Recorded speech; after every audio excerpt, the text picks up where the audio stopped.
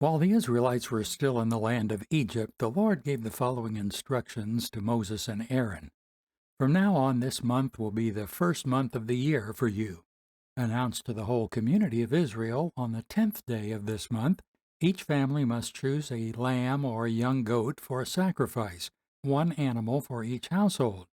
If a family is too small to eat a whole animal, let them share with another family in the neighborhood. Divide the animal according to the size of each family and how much they can eat. The animal you select must be a 1-year-old male, either a sheep or a goat, with no defects. Take special care of this chosen animal until the evening of the 14th day of this first month. Then the whole assembly of the community of Israel must slaughter their lamb or young goat at twilight. They are to take some of the blood and smear it on the sides and top of the door frames of the houses where they eat the animal. That same night they must roast the meat over a fire and eat it along with bitter salad greens and bread made without yeast. Do not eat any of the meat raw or boiled in water. The whole animal, including the head, legs, and internal organs, must be roasted over a fire. Do not leave any of it until the next morning. Burn whatever is not eaten before morning. These are your instructions for eating this meal. Be fully dressed, wear your sandals, and carry your walking stick in your hand. Eat the meal with urgency, for this is the Lord's Passover. On that night I will pass through the land of Egypt and strike down every firstborn son and firstborn male animal in the land of Egypt. I will execute judgment against all the gods of Egypt, for I am the Lord. But the blood on your doorposts will serve as a sign, marking the houses where you are staying. When I see the blood, I will pass over you. This plague of death will not touch you when I strike the land of Egypt. This is a day to remember. Each year, from generation to generation, you must celebrate it as a special festival to the Lord. This is a law for all time. For 7 days, the bread you eat must be made without yeast. On the first day of the festival, remove every trace of yeast from your homes. Anyone who eats bread made of yeast during the 7 days of the festival will be cut off from the community of Israel. On the first day of the festival, and again on the 7th day, all the people must observe an official day for holy assembly. No work of any kind must be done on these days except in the preparation of food. Celebrate this festival of unleavened bread, for it will remind you that I brought your forces out of the land of Egypt on this very day. This festival will be a permanent law for you. Celebrate this day from generation to generation. The bread you eat must be made without yeast from the evening of the 14th day of the first month until the evening of the 21st day of that month. During those 7 days there must be no trace of yeast in your homes. Anyone who eats anything made with yeast during this week will be cut off from the community of Israel. These regulations apply both to the foreigners living among you and to the native-born Israelites. During those days you must not eat anything made with yeast. Wherever you live, eat only bread made without yeast. Then Moses called all the leaders of Israel together and said to them, Go, pick out a lamb or young goat for each of your families, and slaughter the Passover animal. Drain the blood into a basin.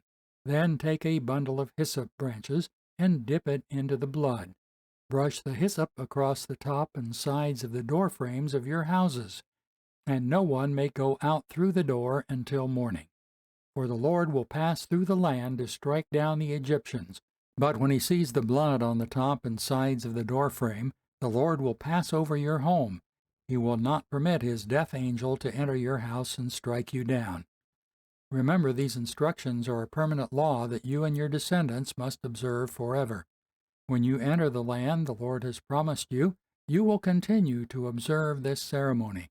Then your children will ask, What does this ceremony mean? And you will reply, It is the Passover sacrifice to the Lord, for he passed over the houses of the Israelites in Egypt.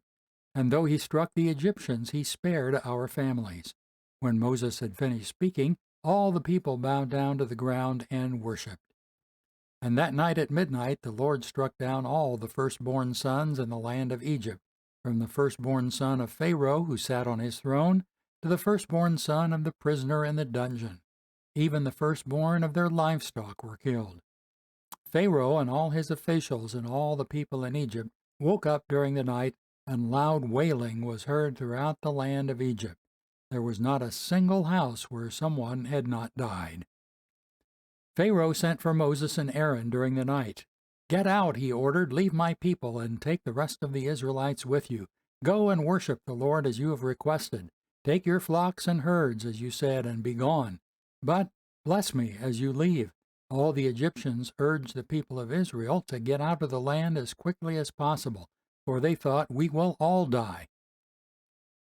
The Israelites took their bread dough before yeast was added. They wrapped their kneading boards in their cloaks and carried them on their shoulders. And the people of Israel did as Moses had instructed. They asked the Egyptians for clothing and articles of silver and gold. The Lord caused the Egyptians to look favorably upon the Israelites, and they gave the Israelites whatever they asked for. So they stripped the Egyptians of their wealth. That night the people of Israel left Ramses and started for Succoth. They were about 600,000 men, plus the women and children. A rabble of non-Israelites went with them, along with great flocks and herds of livestock. For bread they baked flat cakes from the dough without yeast they had brought from Egypt. It was made without yeast because the people were driven out of Egypt in such a hurry that they had no time to prepare the bread or other food. The people of Israel had lived in Egypt for 430 years. In fact, it was on the last day of the 430th year that all the Lord's forces left the land. On this night the Lord kept his promise to bring people out of the land of Egypt. So this night belongs to him, and it must be commemorated every year by all the Israelites from generation to generation. Then the Lord said to Moses and Aaron, "These are the instructions for the festival of Passover. No outsiders are allowed to eat the Passover meal, but any slave who has been purchased may eat it if he has been circumcised. Temporary residents and hired servants may not eat it. Each Passover lamb must be eaten in one house. Do not carry any of its meat outside, and do not break any of its bones. The whole community of Israel must celebrate this Passover festival. If there are foreigners living among you who want to celebrate the Lord's Passover, let all their males be circumcised. Only then may they celebrate the Passover with you like any native-born Israelite. But no uncircumcised male may ever eat the Passover meal. This instruction applies to everyone, whether a native-born Israelite or a foreigner living among you." So all the people of Israel followed all the Lord's commands to Moses and Aaron. On that very day the Lord brought the people of Israel out of the land of Egypt like an army.